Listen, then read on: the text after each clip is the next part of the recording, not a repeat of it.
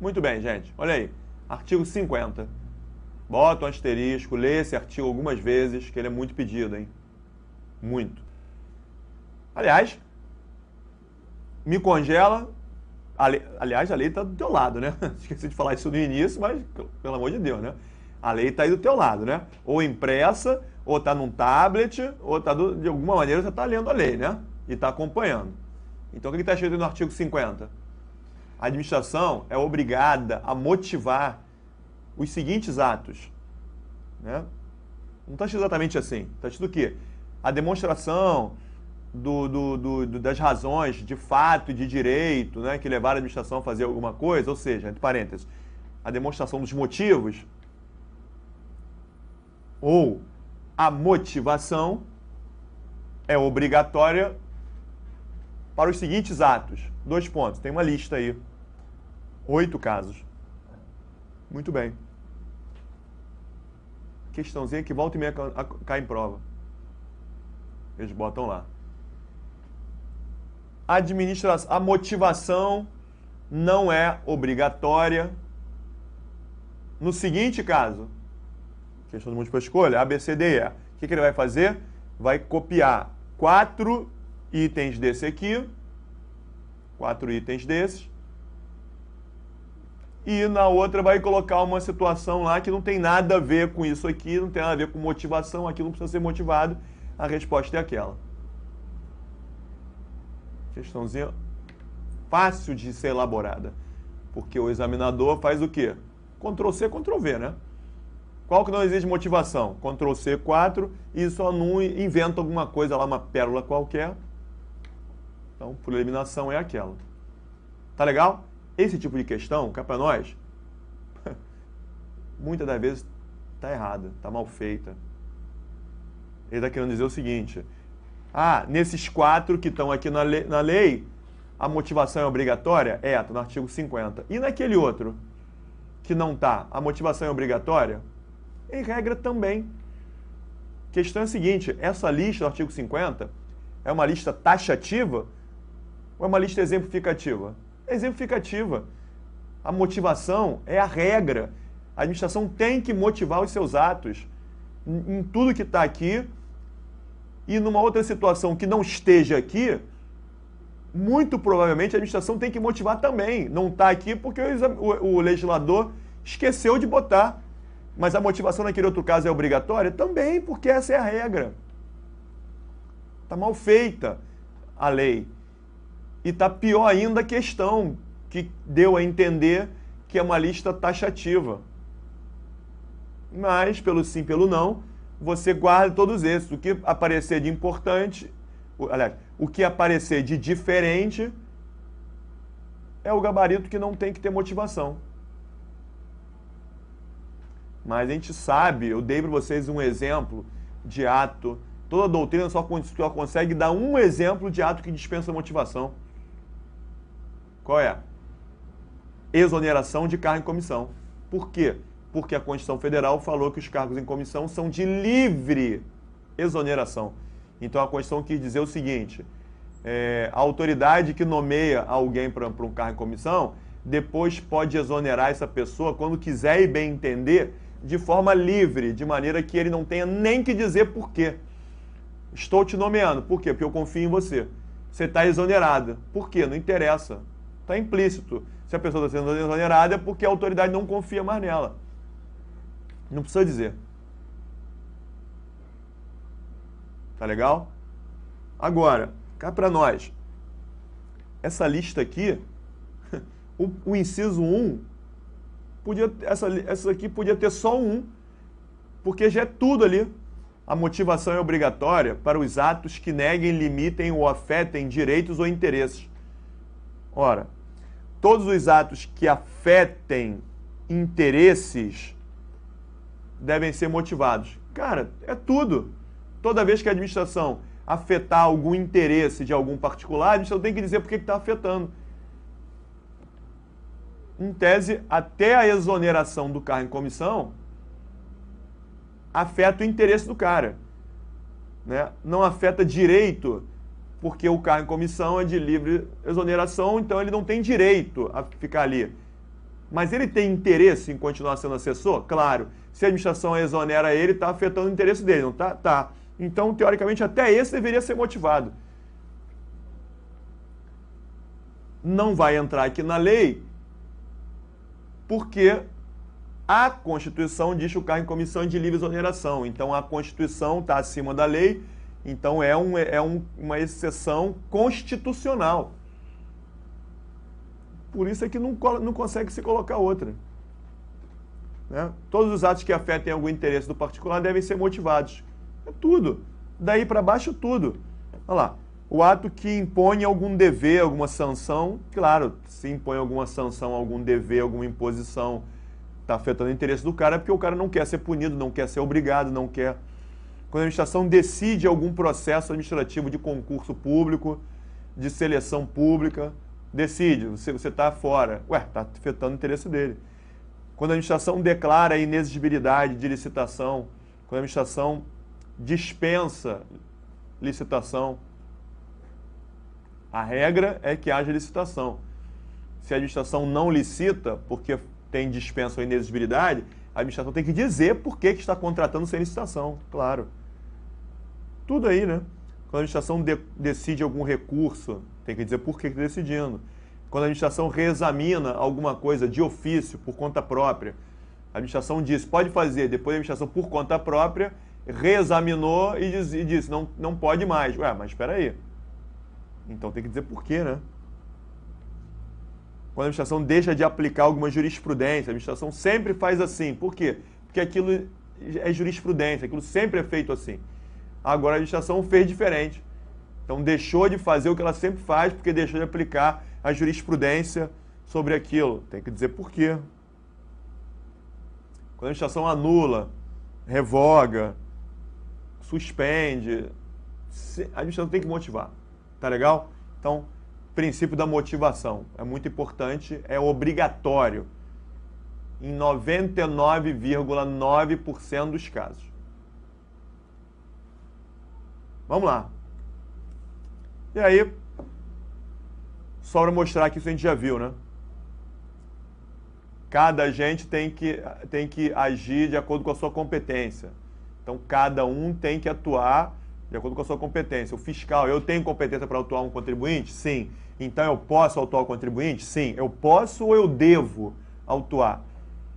Na verdade, eu posso autuar o cara? Não. Eu devo autuar se ele estiver errado. Então, isso que a gente chama de poder dever.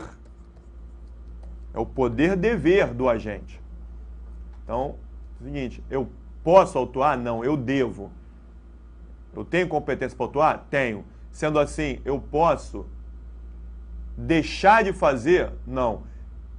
Por isso é que a lei fala que a competência é irrenunciável. Ninguém pode renunciar, ninguém pode fugir da sua competência. Eu tenho competência para autuar, mas nesse caso eu não quero autuar. Eu estou renunciando à minha competência. Eu não posso fazer isso. A competência é irrenunciável. Mas a gente sabe que ela pode ser delegada e avocada. Delegada com frequência, a delegação de competência é frequente, salvo é proibido delegação de competência nesses 3 casos, que a gente já viu. E a avocação, a administração pode, o superior pode avocar a competência ao subordinado. Excepcionalmente, situações extraordinárias.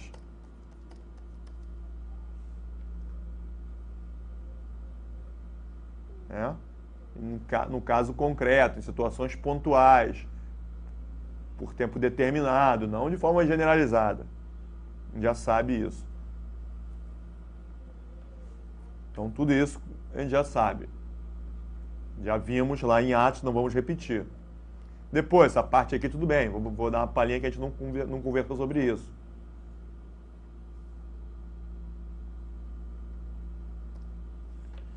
O que é impedimento e o que é suspeição?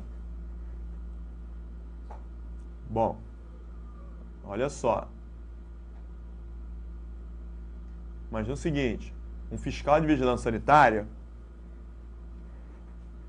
fechou um restaurante. Interditou o restaurante. Aí o restaurante vai lá e entra com recurso contra a interdição.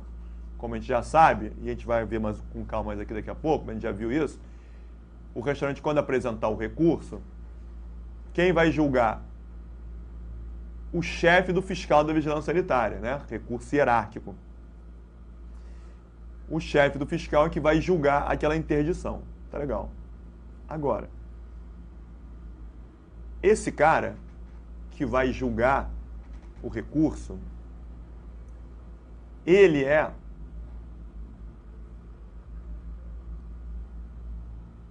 marido,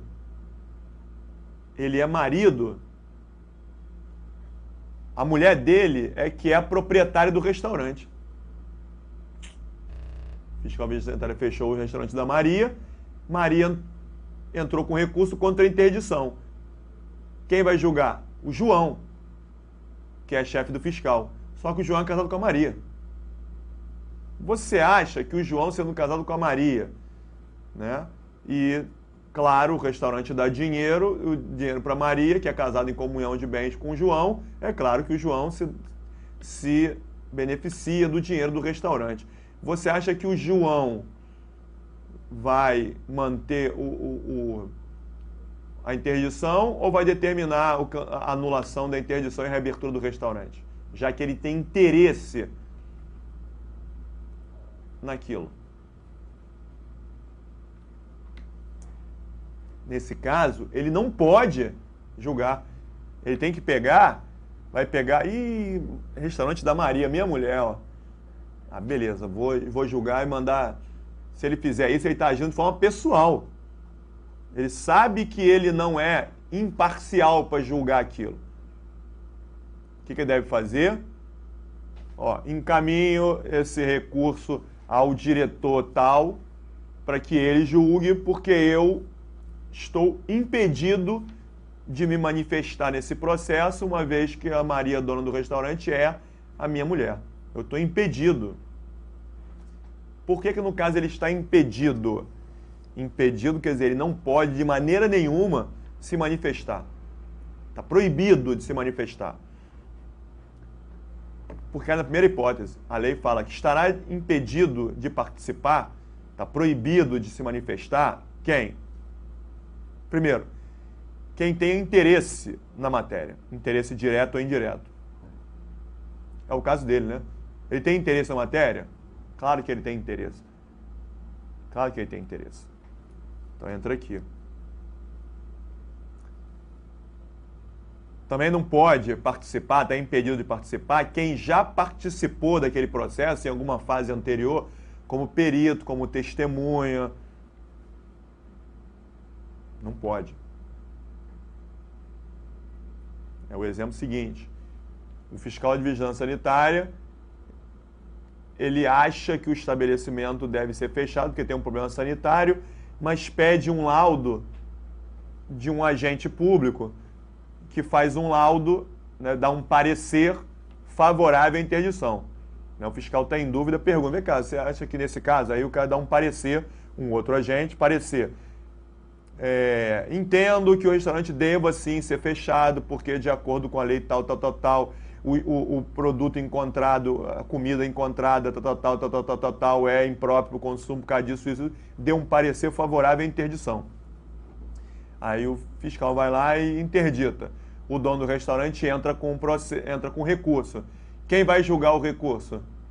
Aquele cara que der o parecer. Pô, se aquele cara já deu um parecer favorável ou desfavorável à interdição, depois ele pode julgar? Claro que não, né? Ele vai julgar de acordo com o que ele acha.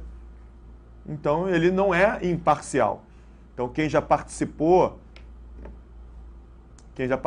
anteriormente, ou quem é parente de alguém que já tenha participado, também está no meio, não pode participar. Ou quem está brigando, litigando.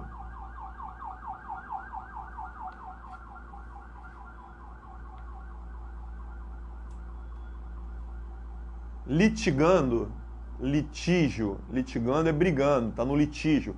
Quem já está brigando contra aquela pessoa, ou na justiça, ou administrativamente. É o caso, né? O cara que vai julgar, ele está num processo de divórcio. E aí vai julgar, tá brigando contra a mulher lá, tá brigando pela partilha de bens, tá brigando pelos bens, não sei de quê, com uma outra pessoa. Eles estão brigando numa ação, que não tem nada a ver com esse processo administrativo. Estão brigando lá. Depois cabe para ele julgar. Pô, se o cara já está brigando contra o outro num outro processo administrativo ou judicial, será que ele é imparcial para julgar isso aqui? Claro que não.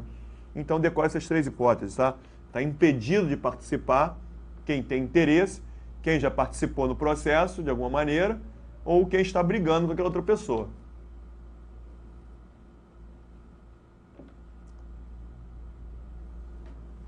Diferentemente das hipóteses de suspeição.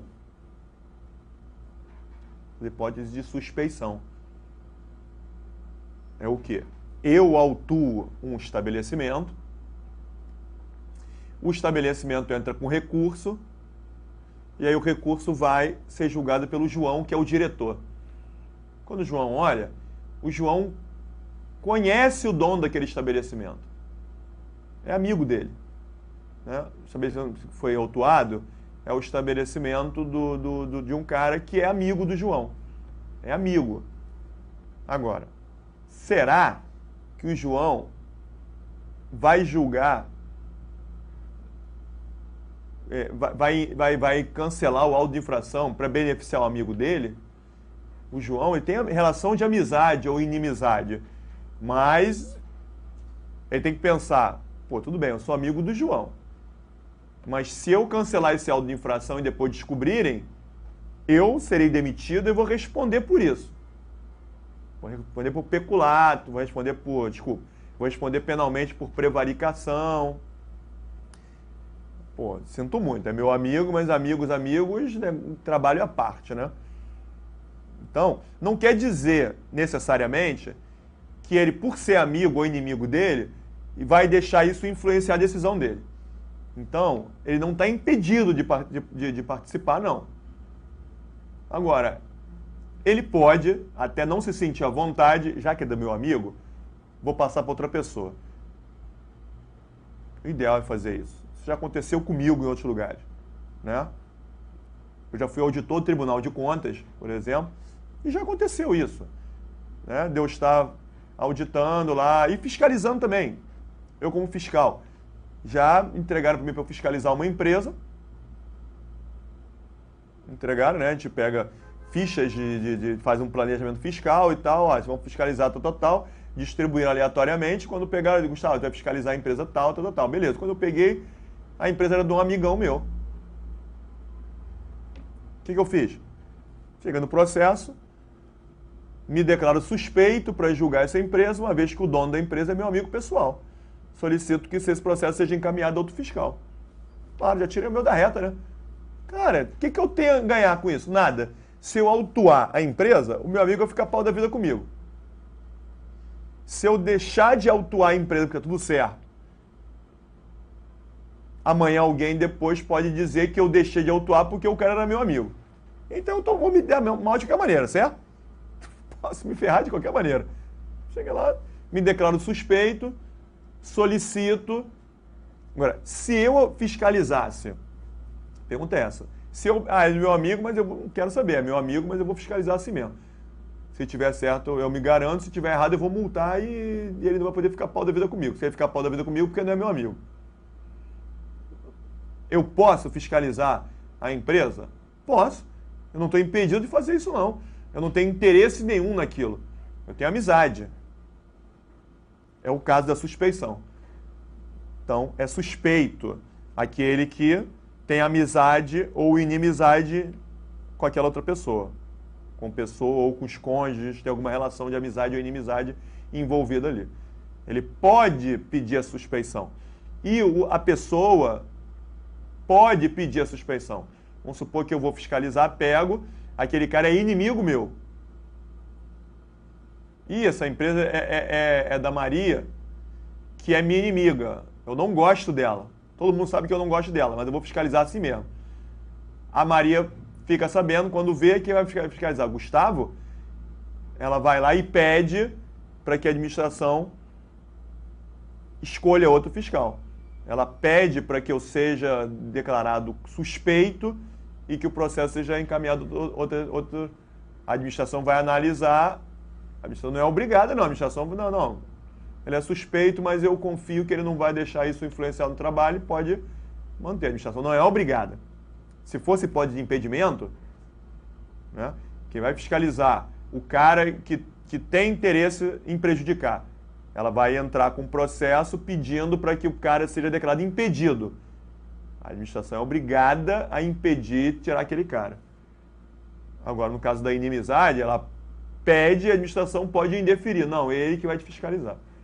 Ele não tem nenhum interesse em te prejudicar. Ainda que ele tenha inimizade, ele não tem interesse. Tá legal? É isso.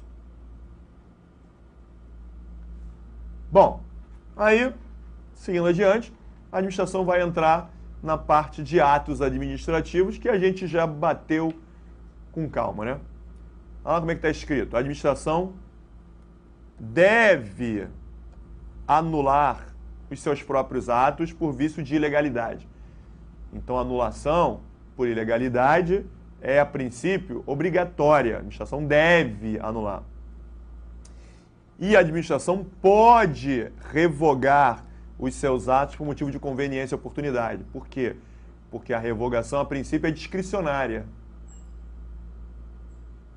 Respeitados, nesse caso, os direitos adquiridos. Ou seja, respeitados os direitos adquiridos no caso da revogação. Porque, como a gente já tinha visto, a revogação precisa respeitar direitos adquiridos. A anulação, não.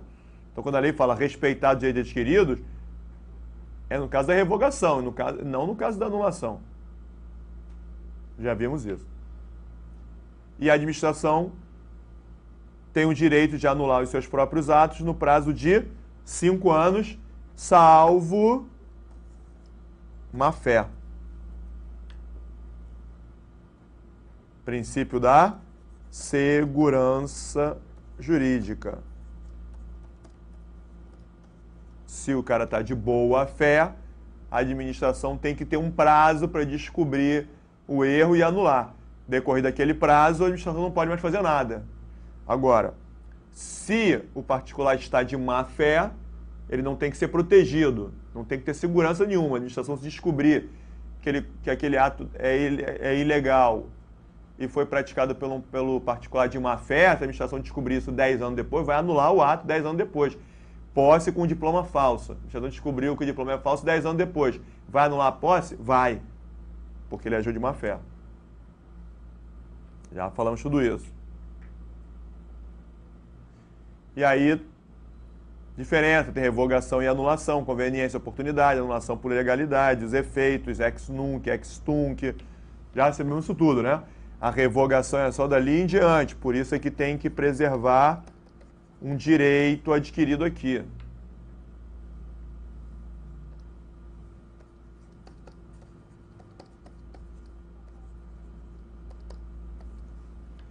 Anulação não, anulação ela tem efeito ex tunc, volta. Portanto, se algum direito tivesse sido adquirido aqui,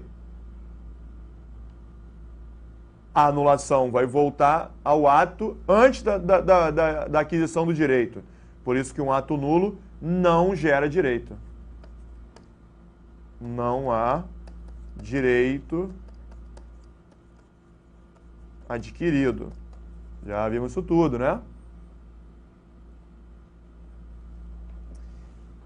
Convalidação. Então a lei fala de anulação, revogação e convalidação. A administração pode convalidar seus próprios atos, então a convalidação é possível. Então, a convalidação é um ato vinculado ou discricionário? A convalidação é um ato discricionário. A administração pode convalidar um ato se a administração perceber que o defeito é sanável e que a convalidação será melhor para todo mundo. Porque convalidando não vai trazer prejuízo ao interesse público nem aos terceiros. Então a administração pode convalidar discricionariamente. Já sabemos isso tudo. Para fechar, recursos. A gente já sabe o que é recurso, né? Recurso em sentido amplo, né, toda reclamação que o particular vai fazer à administração. A administração autuou, fechou, interditou, o cara não concorda, vai lá reclamar contra a autuação, contra o indeferimento, contra a proibição, vai lá recorrer, recurso em sentido amplo. E aí a lei fala o seguinte, em regra, ou seja, a não ser que haja lei em sentido contrário, a lei de processos é uma lei geral. As regras são essas. Pode ser que tenha uma lei, por exemplo, em relação a tributo. Então, em relação a tributos, existe uma lei que trata de processo administrativo tributário. Ele vai dizer, no recurso contra auto de infração de matéria tributária, o prazo será de tal. Então, se a lei de processo, que é uma lei geral, fala que o prazo é de 10 dias, e na lei que trata de tributos, falar que o prazo é de 30 dias, em relação a tributos, vai valer a lei geral 10 ou a lei de tributo de 30? A lei de tributo de 30. Agora, se não tiver lei nenhuma em contrário, se ele não tiver lei nenhuma falando que nesse caso em relação ao tributo o prazo é de 30, vale a lei geral que é de 10. Então, por isso que a lei de processo fala o seguinte, os processos que tiverem lei específica, por exemplo, existe uma lei que trata de processo administrativo disciplinar. O Estatuto Federal, Estadual, Municipal vai tratar da lei do processo administrativo disciplinar. Então, com relação ao PAD, vale o que está no Estatuto. Se não tiver nada com relação ao PAD, vale o que está na lei de processo. No processo licitatório, vale o quê? As normas que estão na lei 8.666. Mas se você tiver em dúvida sobre alguma coisa e a lei 8.666 não fala, vamos ver o que está na lei de processo, na lei geral. Muito bem. Então, os recursos administrativos, salvo lei em contrário, os recursos independem de caução. Independem de qualquer garantia. O que significa isso? O cara foi multado em 20 mil reais. Ele pode entrar com recurso? Pode.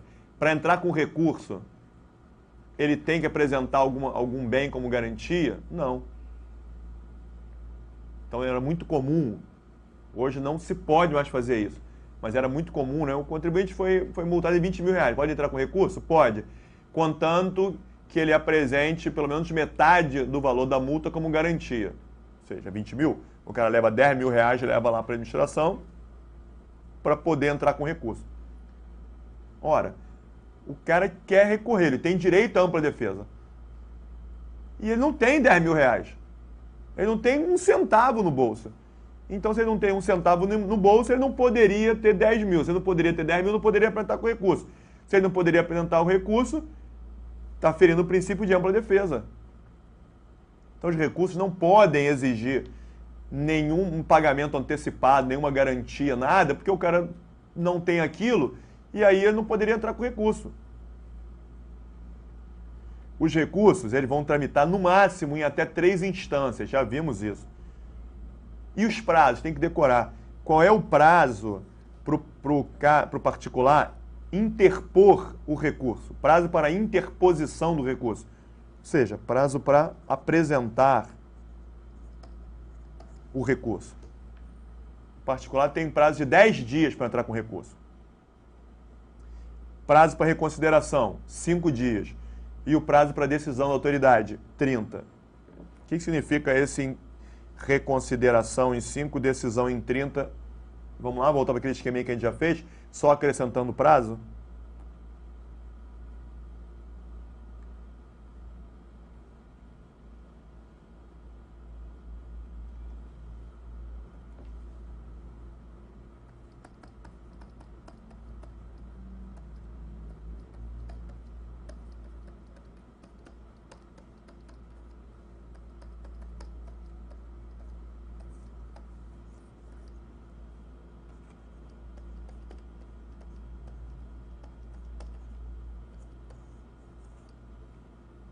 Só colocando prazo para a gente fechar.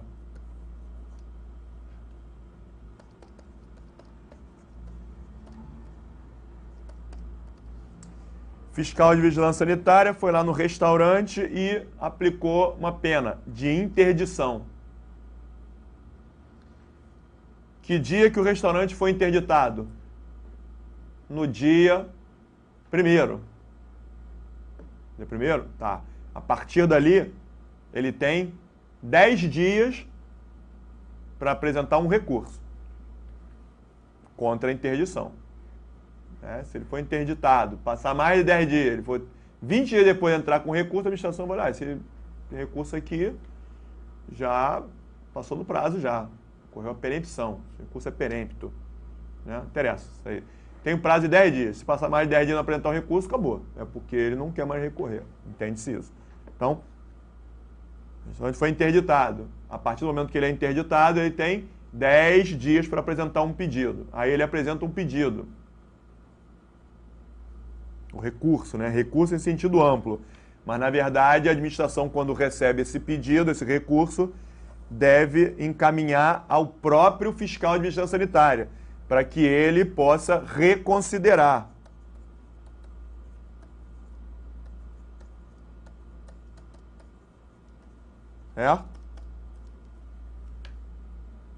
O particular não precisa escrever pedido de reconsideração, não. Apresenta o pedido. A administração encaminha ao próprio fiscal de vigilância sanitária. O fiscal de vigilância sanitária pega esse pedido na mão dele no dia 20. Aí ele fala que a partir do momento que ele pegar, dia 20, ele tem 5 dias para reconsiderar. Pegou no dia 20, até o dia 25, ele pode chegar aí, diante dos fatos agora apresentados pelo restaurante, reconsidero a minha decisão e determino a reabertura do restaurante. Determina o cancelamento da interdição então o fiscal tem 5 dias para reconsiderar, ou, se ele reconsiderar, está resolvido, ou se ele não reconsiderar, em 5 dias, ele encaminha esse processo ao seu chefe. Aí sim está adotando o caráter de recurso hierárquico, né? Primeira instância. Aí o chefe pega isso aqui, é encaminhado para ele, o chefe pega no dia 20. Ele tem quantos dias para decidir? 30 dias. Os prazos para decisão são de 30.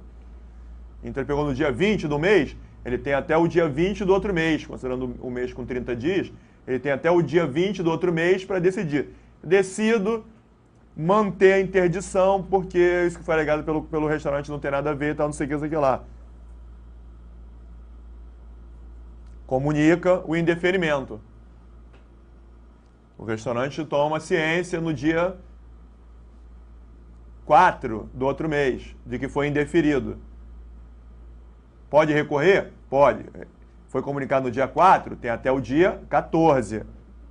Que são mais 10 dias.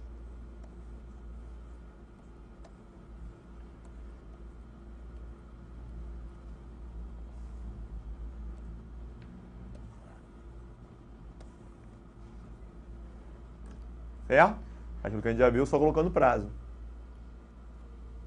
Particular, tomou ciência, tem 10 dias para recorrer. Vai ao próprio agente, que tem 5 dias para reconsiderar. Se não reconsiderar, em 5 dias encaminha a autoridade. A autoridade tem 30 dias para decidir, indeferido. Tomou ciência? Tem 10 dias para apresentar recurso ao chefe. O novo chefe pega, tem mais 30 dias para decidir. Indeferido, comunica ao cara. Aí o cara tomou ciência? Tem mais de 10 dias para apresentar novo recurso. Vai ao chefe do chefe do chefe. Terceiro. Aí o chefe indefere. Aí o cara tomou ciência. Tem mais quantos dias para apresentar novo recurso? Nada, porque já tramitou em até 3 instâncias. Fechou? Fechou. E, em regra, os recursos não possuem efeito suspensivo. Naquele caso, o restante foi interditado. Quando ele, no dia seguinte, apresenta o recurso, ao apresentar o recurso, a interdição é suspensa e o restaurante é reaberto? Não. A princípio, o restaurante continua interditado até que a administração decida. Então, a princípio, o recurso não tem efeito suspensivo. Mas, se houver justo receio de um prejuízo de difícil reparação, a administração pode receber o recurso com efeito suspensivo. Então, o restaurante foi interditado, o cara entrou com recurso. A administração pega, o restaurante foi interditado porque não tinha o laudo de dedetização. Ele entrou com recurso colocando o laudo ali. A administração não vai pegar na hora, o laudo está aqui, deferido. Não vai fazer isso na hora. Mas quando a administração recebe, pega, pô, tá com laudo aqui. Se está com laudo aqui, ele tem tudo para ter razão. E se a gente mantiver o restaurante fechado mais um tempão até que saia a decisão definitiva, o cara vai tomar prejuízo. Depois, como é que a gente vai repor esse prejuízo?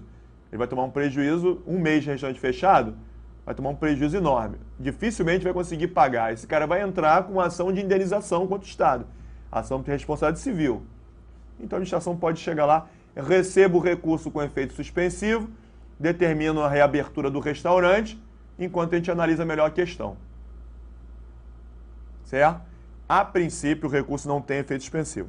Pode ser que a administração receba com efeito suspensivo.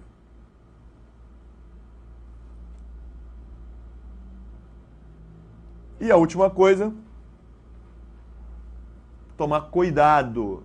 Já falei isso no estatuto e de novo na lei de processo vai falar. O que é pedido de revisão? Pedido de revisão não é recurso. Então, no meio do processo, ele foi interditado e entrou com recurso. Foi indeferido, entrou com um novo recurso. Está no meio do processo. Chegou no final, é aplicada uma multa ao estabelecimento, acabou o processo. Está multado.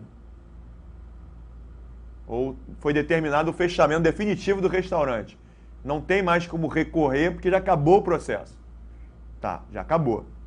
E o restaurante foi punido. Né? Foi interditado, foi multado. Tá. Depois de uma decisão punitiva em caráter definitivo administrativo, né? Porque o cara ainda pode ir para a justiça, mas acabou o processo, está aqui a punição, acabou o processo. Está punido. Agora, não tem mais recurso ali dentro do processo. Agora,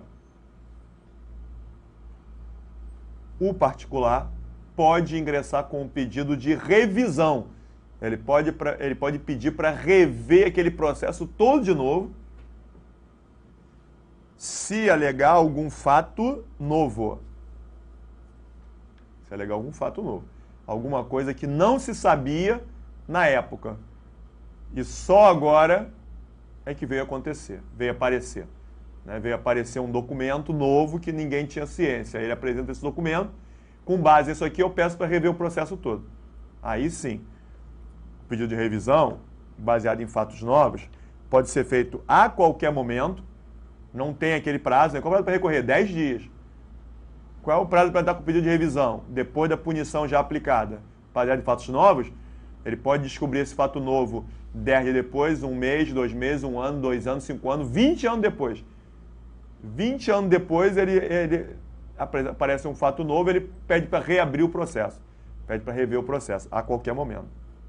E do processo de revisão, não pode haver a chamada reformatio impégios. Não pode haver reformar, ou seja, mudar para pior. Reformar para pior. Mudar para pior. Do pedido de revisão, ele foi, no final das contas, ele foi autuado em 100 mil. Aparece um fato novo e ele vai apresentar e pede para rever o processo. A administração não pode. Agora, realmente, com base nisso aqui, é muito mais do que isso. Não pode acontecer isso. Do pedido de revisão não admite a reformatio impégios. Por quê? Como já caiu em prova agora esse ano. Pode haver reformatio impégios no recurso administrativo? Sim, no recurso sim. Não pode pedir revisão. Por que no recurso sim? Porque no recurso administrativo, a gente está dentro do processo administrativo. O processo administrativo, ele procura a verdade material. Certo? Certo. Então o que acontece? Eu fiscalizo o contribuinte e lavro um auto de infração de 50 mil reais. Ele recorre. A administração não concorda com esse auto de infração de 50 mil reais. A administração então traz o seu livro, traz nota, traz isso. Aí o contribuinte leva tudo. Aí agora, com base nisso tudo, opa, tem muito mais do que a gente tinha visto antes. Porque antes, quando eu fiscalizei, eu nem tive acesso a tudo. Eu pedi documento, isso, o cara apresentou uma parte, o outro não apresentou e tal. Eu consegui identificar 50 mil reais de sonegação. Aí ele entra com recurso, a administração chama ele e apresenta tudo. Quando apresenta tudo, caramba, olha só, aqueles 50 mil reais não está certo e ainda tem mais 40. Então, no recurso, a administração procura a verdade material. Ele foi multado em 50 mil. A administração vai descobrir qual é a verdade real, verdade material. A multa de 50 mil está certo? Mantém. A multa de 50 mil está errado, não tinha que multar nada. Zero. A multa de 50 mil está errada, tinha que multar só em 20, diminui para 20. A multa de 50 mil reais está errado, porque é 90, aumenta para 90. Então, no recurso, pode haver melhora ou piora da situação. No pedido de revisão, não. Beleza, gente? Beleza. Então, finalmente, chegamos ao final do nosso programa. Fechamos completamente o programa dos editais todos aí para tribunais. E aí, vamos só acabar de fazer algumas questões sobre processo administrativo para a gente pegar o diploma. Tá legal? Então, daqui a pouco, um abraço.